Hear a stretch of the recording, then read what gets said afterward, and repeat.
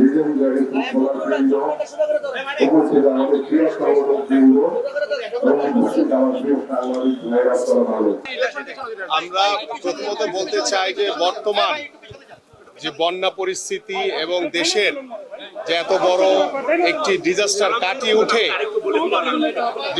কাটিয়ে উঠে আমরা আশা করব যে আমাদের ক্রীড়া উপদেষ্টা মহোদয় এবং আমাদের ক্রীড়াঙ্গনের দাবি যে বাংলাদেশ ফুটবল ফেডারেশনের যে নির্বাচনটি অক্টোবরে হওয়ার কথা সেটি ফিফার কাছে চিঠির মাধ্যমে জানিয়ে দেওয়া হোক, যাতে আমরা এই বর্তমান পরিস্থিতি মোকাবেলা করে কাটিয়ে উঠে ইনশাল্লাহ এটি যাতে আরো 2 মাস বা 3 মাস বা কিছু সময় পিছিয়ে দিলে তাহলে আমাদের ক্রীড়াঙ্গনের যারা আছেন তারা আরো সুন্দরভাবে এই ফেডারেশনের নির্বাচনটি করতে পারবেন।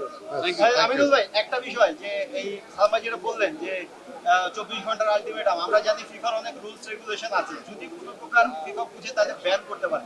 এখন একটা বিষয় যে উনি তো আবারও পায়তারা করছেন, হ্যাঁ, এখন সেই জায়গায় আপনারা কি নিয়মতান্ত্রিক ভাবে তাকে বলা? আমি প্রথমেই বলেছি যে আমরা ফিফার কাছে আমাদের নিয়ম মাফিক আমাদের যেভাবে করণীয় দরকার আমরা সেভাবেই করব, বাট আগে আমাদের বাংলাদেশের ক্রীড়াঙ্গনকে বাঁচাতে হবে। ফুটবলের কি হবে সেটা আমরা ভবিষ্যতে নিয়ে আমরা কাজ করতে পারবো, কিন্তু আমরা ক্রীড়াঙ্গনকে বাঁচানোর জন্য কাজী সালাউদ্দিনের মতো একজন দুর্নীতিবাজকে অবশ্যই পদত্যাগ করতে হবে। এই ব্যাপারে কোনো বিকল্প